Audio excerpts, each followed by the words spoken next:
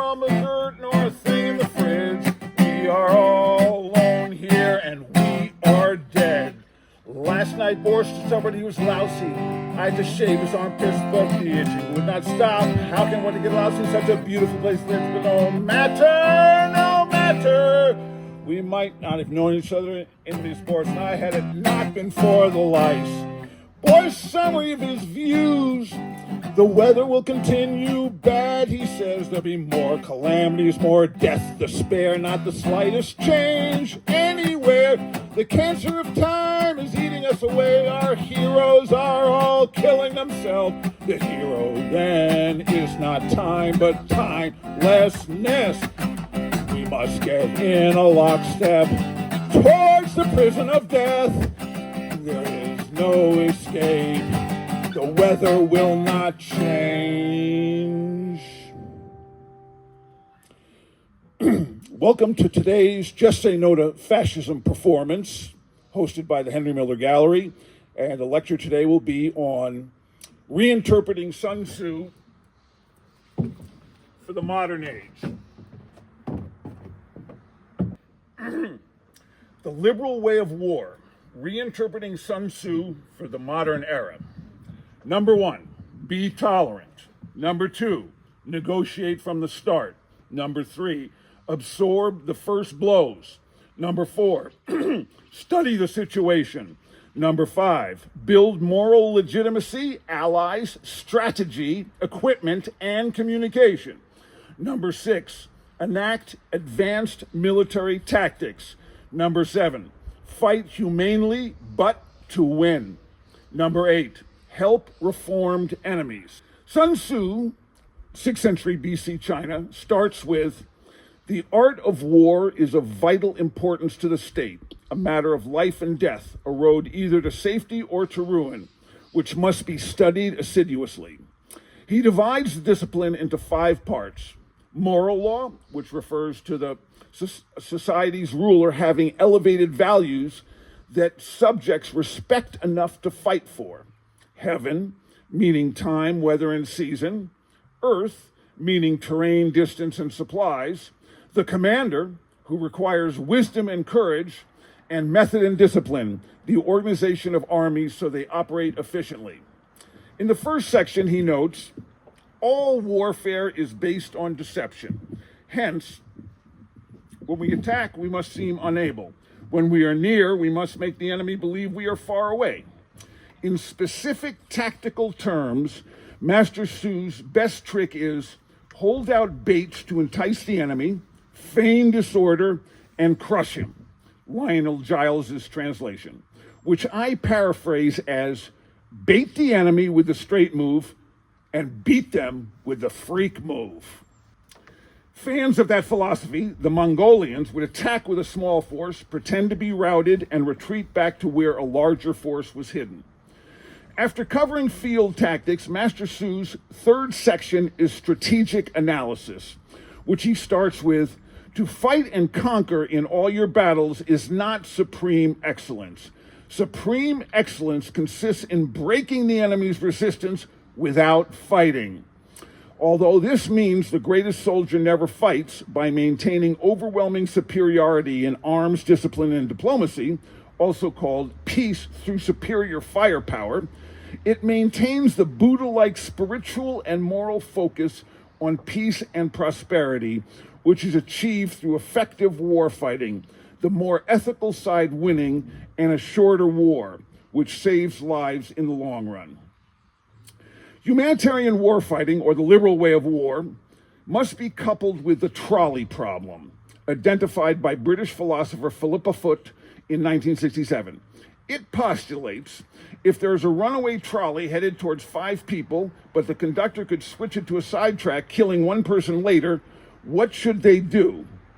There is also the surgeon who must attack the patient to save them. It still follows Clausewitz's thesis that the shorter war is more humane.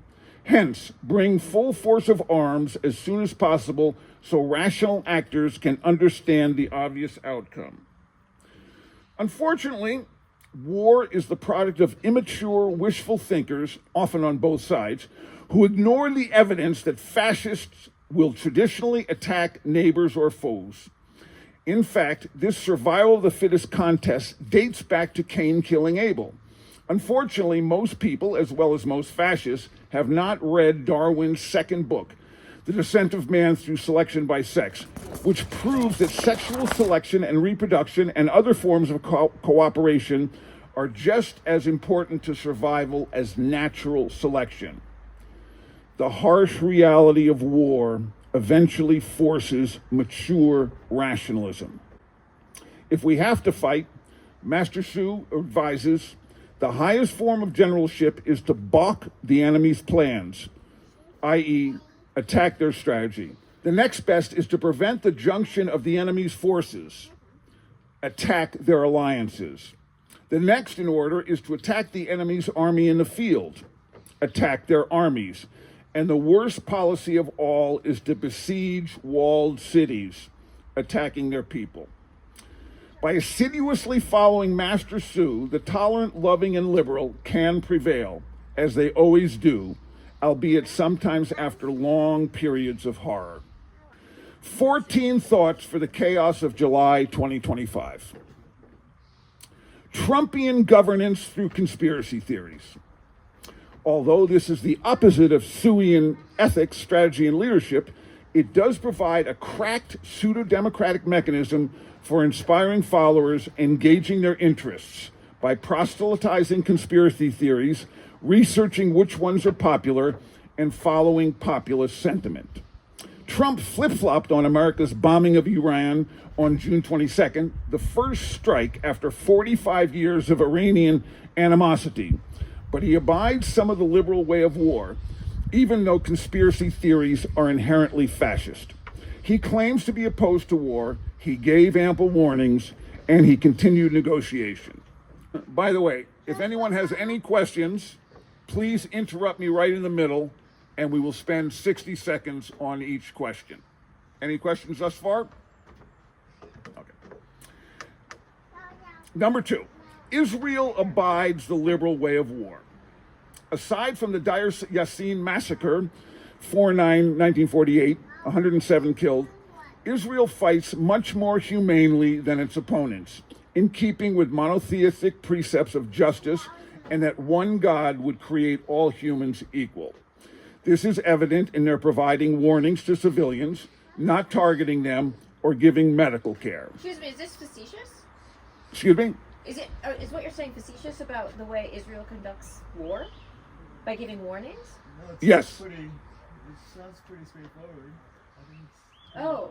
I can't quite hear you. That's so outrageously untrue. Okay, why is that? that's true. It's completely unethical. You think handing out pamphlets from the sky moments before bombing people and they have nowhere to go is ethical? Well, it's part of the ethics of the liberal way of war. It's not ethical compared to, other things, perhaps, but it's giving text warnings and leafleting, not the moment before, the day before. Well, it's symbolic of a warning. That's not a real warning. If people have nowhere to go and there's millions of people who are expected to flee from a densely populated city, one of the most densely populated cities in the entire country. In the entire world. Yes, that's true. It's a difficult thing to do, but nevertheless, they do it. They don't do a surprise attack as opposed to some of their opponents. I would still consider that not a sufficient warning whatsoever. It's sort of like What a would false you consider gesture. a good warning? Well, enough time for people to actually evacuate and somewhere for them to actually go. Well, they do give at least 24 hours, generally speaking. Well, considering that no one is actually able to evacuate in a meaningful Well, way, no, then they certainly do. it's They do not. actually evacuate when they're because Hamas builds its infrastructure underneath hospitals, schools, and various things, and those schools and hospitals do often evacuate. Well, that's completely untrue. That's been proven over and over that Hamas does not, in fact, hide under hospitals and schools. They bomb indiscriminately because it's a genocide and they're trying to wipe out all of the Palestinian people. It's not a genocide because if Hamas stops fighting, the war will be over. But if Israel stops fighting, there will be a genocide. Well, no, I mean Hamas is a resistance. Okay, I think we've reached the end of our 60 seconds. Let me speak for 30 seconds, and then you can interrupt me again. Is that okay? Sure. Thank you. So where were we? This is evident in their providing warning to civilians, not targeting them or giving medical care.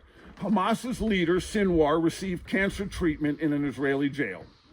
Israel refrained from or was restrained by its allies from imposing the full bitterness of defeat on its enemies, and it gradually made Arabs full citizens, notably the Druze, who have served in the Israeli Defense Force since 1956. Conversely, Israel endured many decades of attacks, 3 large wars, and 2 terror campaigns, the Intifadas 1987-93 and 2000 to 2005. The earlier attacks and wars were directed by feudal lords, often using mercenaries and authoritarian rulers, but the Intifadas were by the Palestinians, who were forced to take on the anti-Zionist duties.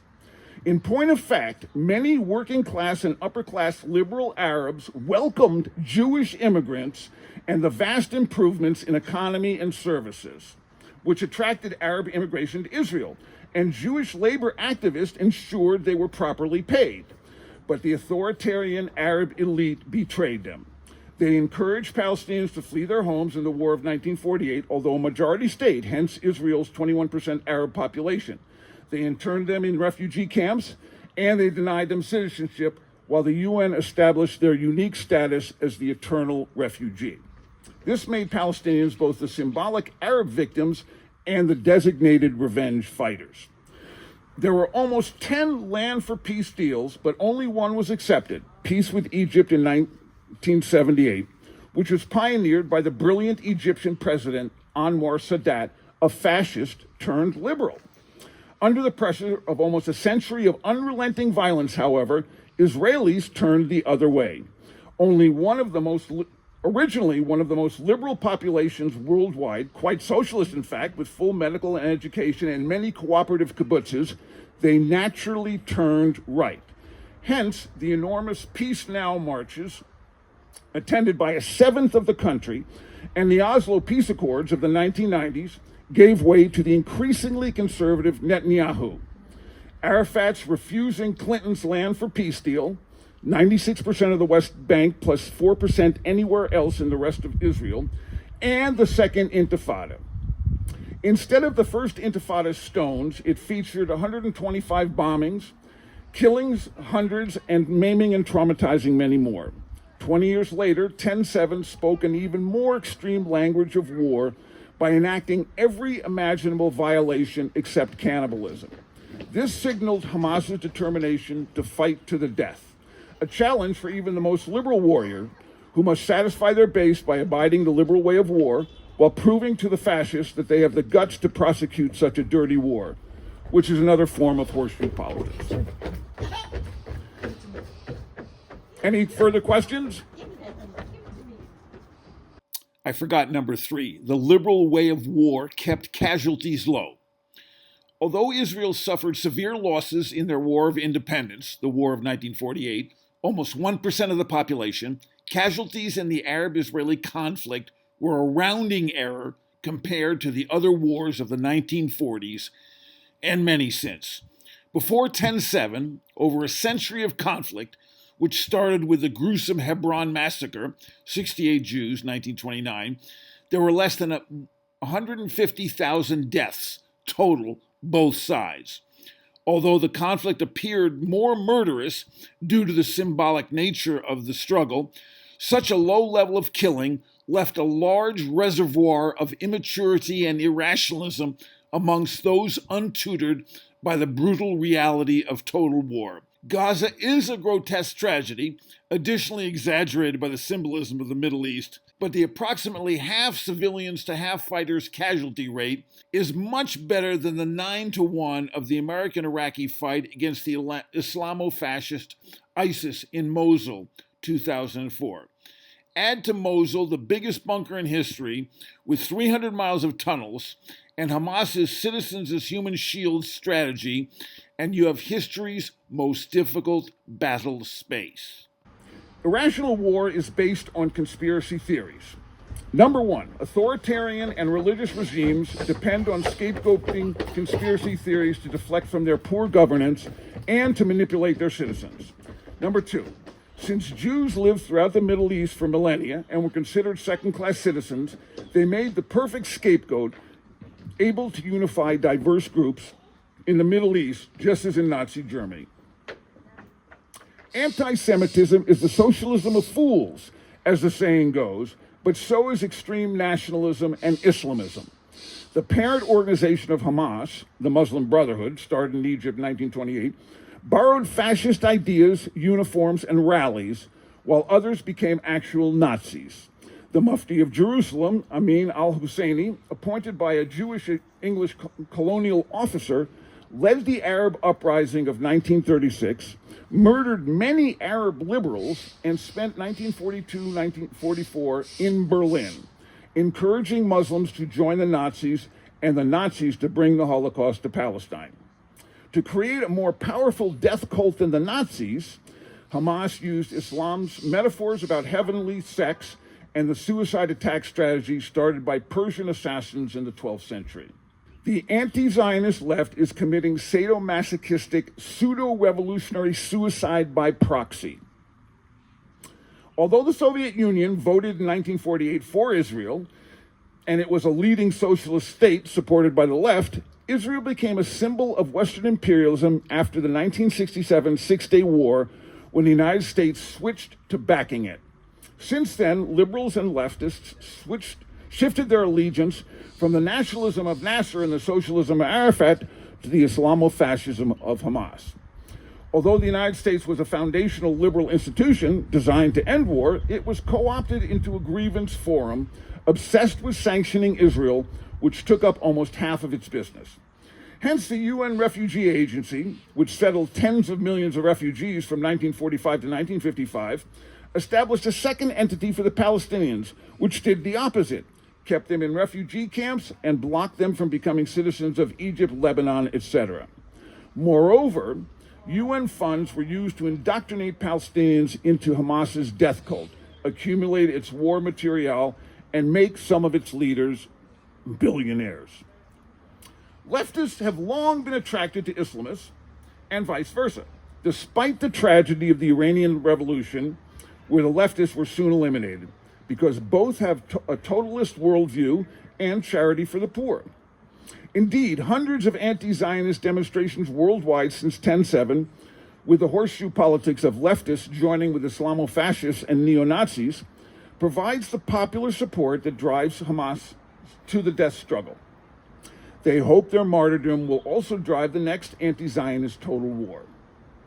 Not only do Islamo-fascists love death as much as liberals love life, they believe in illiberal childhoods, replete with harsh discipline and authoritarian societies, which represses and traumatizes their people, especially women, gays, and artists.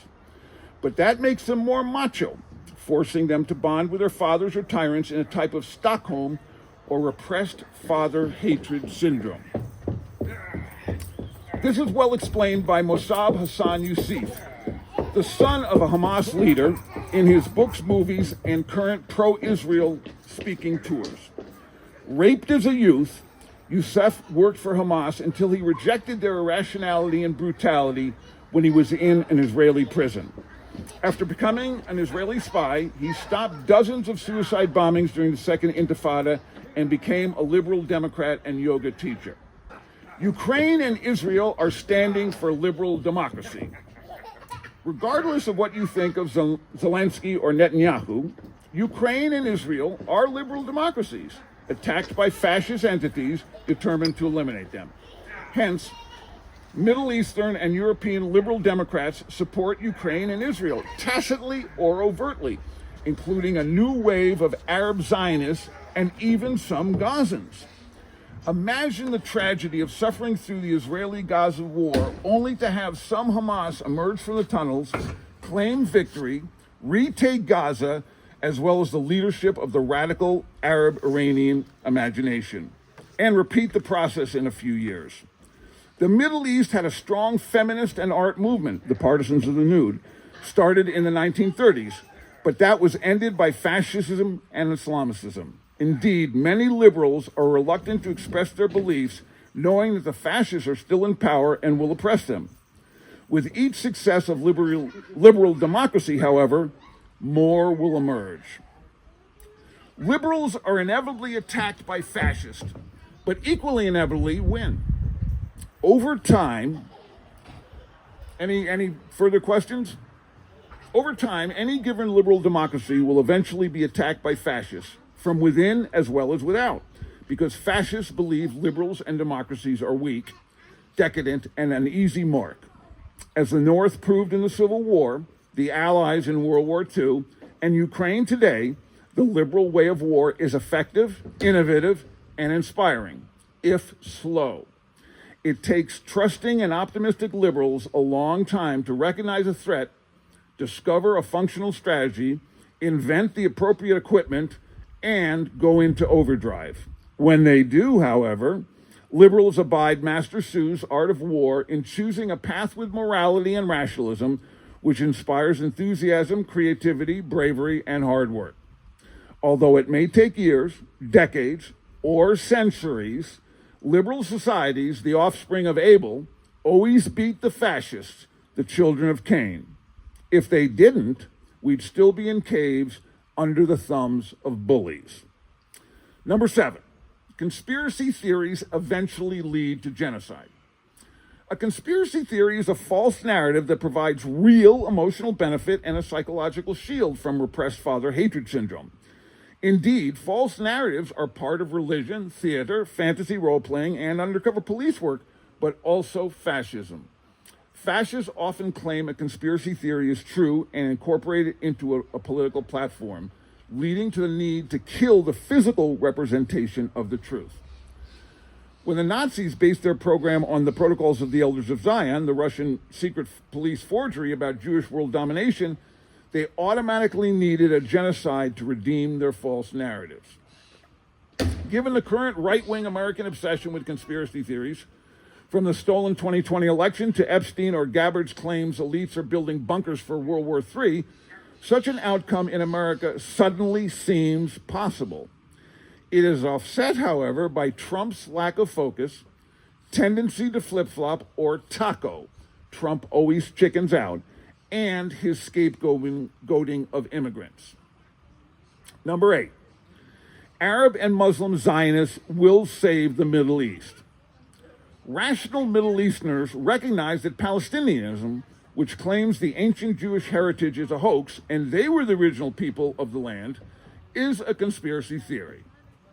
Inspired by the Arab Spring, studying liberal democracy at school, social media, and support of fathers, Arab liberals, from Dalia Zaidia, the Egyptian democracy activist and think tanker, to Louaye Ahmed, the Yemeni-Swedish journalist, queer, and activist, and the great podcaster Yasmin Mohammed, Canadian-Egyptian Gazan, are becoming increasingly enthusiastic Zionists.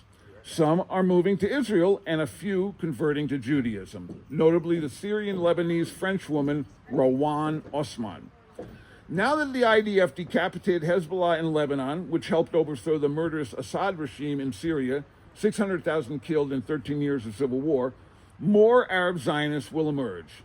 Given there are also many Iranian Zionists, they will help foster the acceptance of Israel and lead the slow but inevitable democratic development of the Middle East. Number 9, unresolved Syria and the Greek tragedy of Gaza.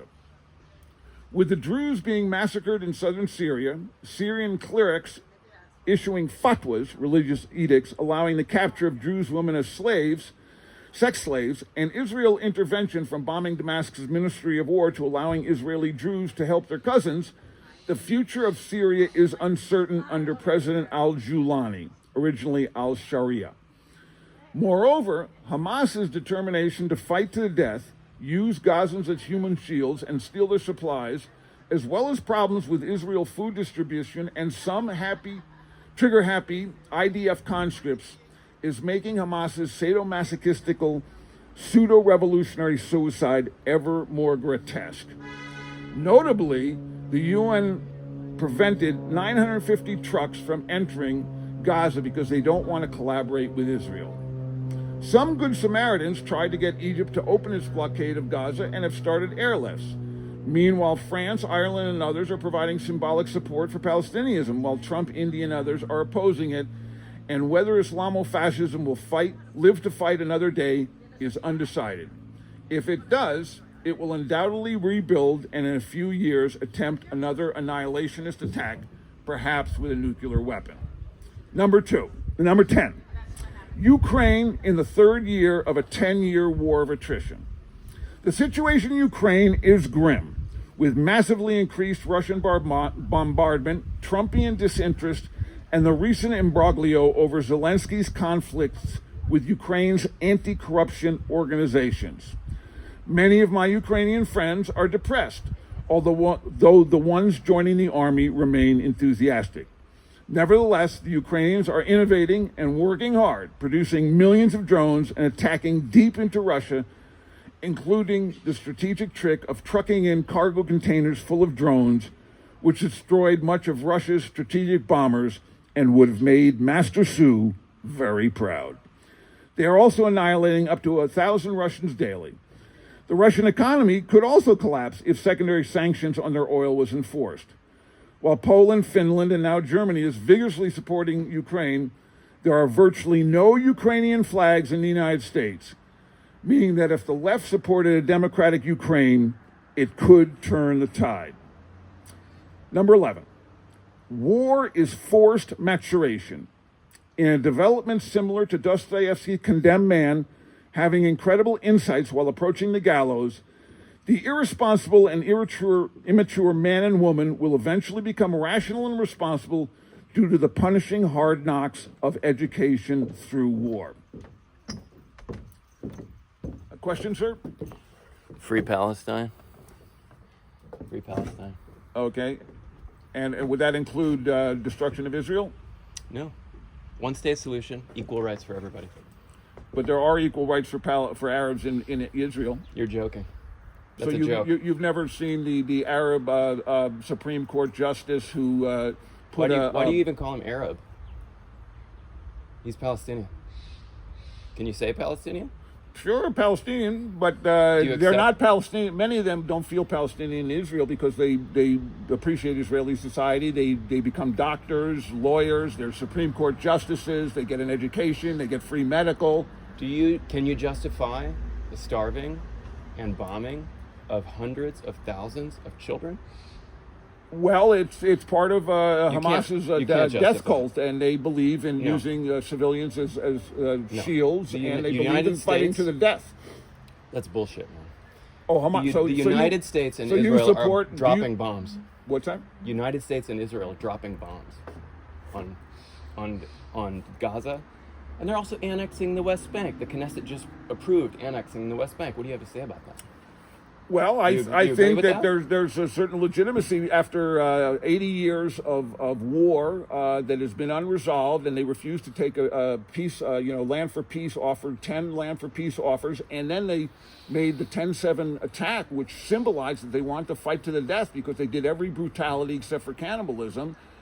And they had already 5 wars. The Gazans already fought 5 mini wars, which they resolved and let go. But in this particular war, because they were having conflicts in their own administration, and There's no justification for stealing the West Bank. okay, 60 seconds interruption. Is that enough? Can I continue? Please. Thank you. There's But- no justification for starving and murdering children. Period. Even if you're fighting against Hamas, a It doesn't death matter cult, who you're fighting against. but Hamas is doing it on purpose. No killing children. The war could stop tomorrow if Hamas surrendered. So you want to go on killing children until Hamas surrenders? Is that right? I'm against killing children, and I would advise being as delicate as possible, but I'm not an IDF soldier, and I'm not putting my life on the line. Are you? You know what? You're an apologist, and you're a sympathizer. No, I'm not an And apologist. history is going to show you I'm as actually being providing. complicit. I'm actually providing a fairly both-sided analysis, if you'd care to listen. But whatever, condemn me as much as you All want. I need to know is that you don't mind Give killing me children. 30 seconds That's and all then I need interrupt to know. me again, okay? Okay. Thank you. War is forced maturation. In a development similar to Dostoevsky's Condemned Man having incredible insights while approaching the gallows, the irresponsible and immature man and woman will eventually become rational and responsible due to the punishing hard knocks education through war. Number 12.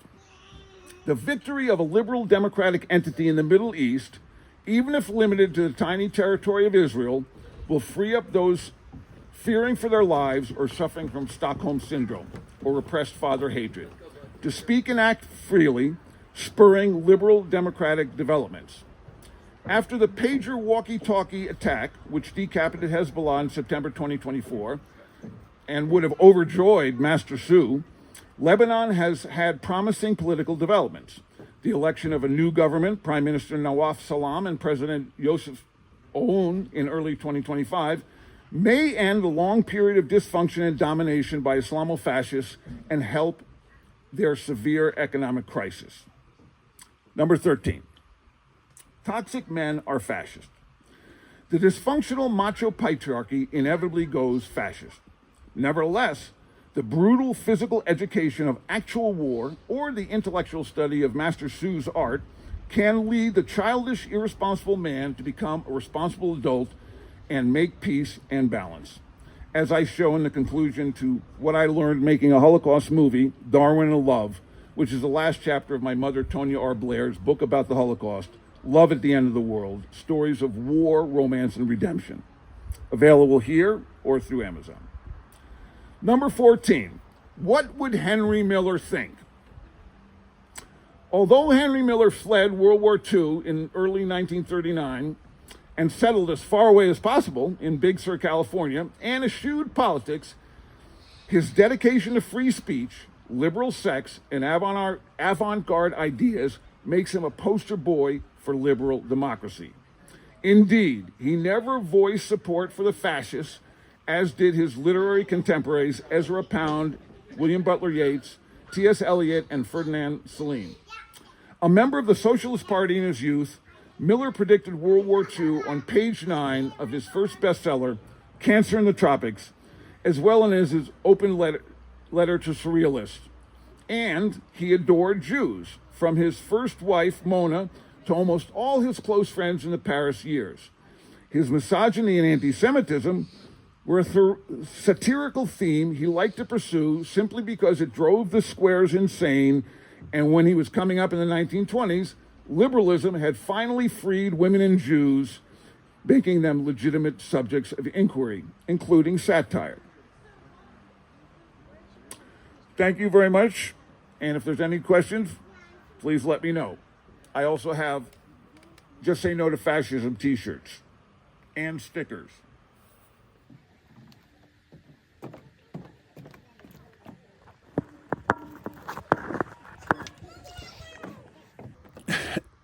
Unfortunately, we had no attendees, although there were a couple of walk-ins. But it was still a beautiful place to present my ideas. Marvelous day, surprisingly beautiful day. It is fabulous. Surprisingly busy day for a Monday here in Henry Miller, where nothing happens. But except what's happening right now. one of the greatest little bookstores in the world. One of the greatest little bookstores? Okay, the greatest. The greatest. Don't forget it. I love the wall, man. You know, it's just such a, this is like your reading list right here. Oh, totally.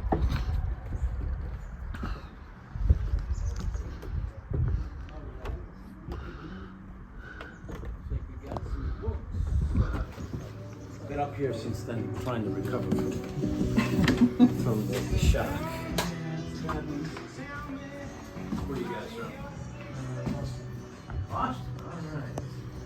We love ourselves a little island.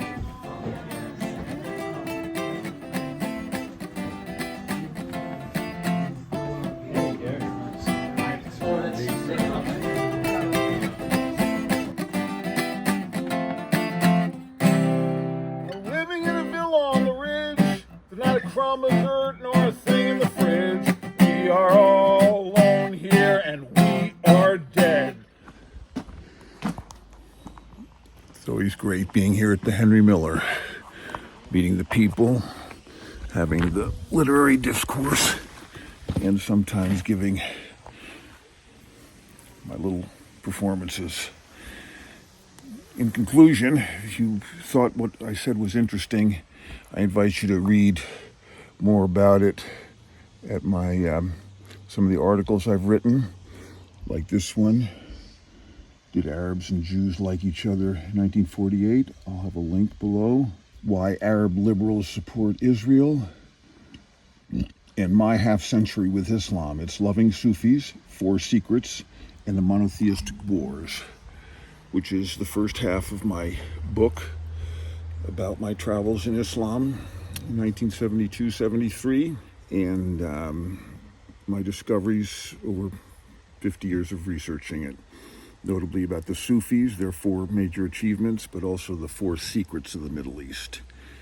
And if you, I will be taking this story, a performance, Liberal Way of War, and Just Say No to Fascism on the road. And if you are interested in supporting me, please buy me a coffee. Also link below. Or contact me if you want a performance.